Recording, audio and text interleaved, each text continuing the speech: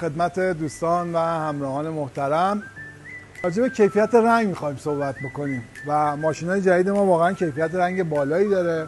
همونجوری که دوستان مشاهده میکنن خودروی تیراک رو داریم که متاسفانه با 1000 کیلومتر یعنی زیر یک ماه یک ماشین شاسی بلند از پشت بهش زده و دچار همچین حادثه‌ای شده. حالا این قول رو به دوستمون دادیم که این در صندوق رو با پی دی آر براشون صاف میکنیم. همونجوری که دوستان میبینن هم از دیاق ضربه خورده هم صندوق کاملا له شده که حالا جاهای مراجعه کردن مبنی که در صندوق باید عوض بشه. ولی گفتیم قبل از تعمیرات یه ویدیو براتون بذاریم که شما تو جریان قرار بدیم ببینید بر چه منواله.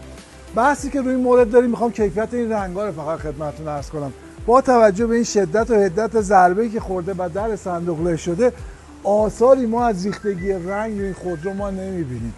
همونجوری که تو ویدیو میتونید نگاه بکنید له شده همه چی، ولی نه ترکی داریم ما نه ریختگی رنگ داریم که این نشون میده با توجه به تبلیغات منفی که راجع به یک سری از خودروهای چینی میشه، ولی این فولکس که همونجوری که در جریان هستیم می‌بینیم تو چین منتاج میشه، ولی چه کیفیت رنگ بالایی داره که ملاحظه می‌فرمایید.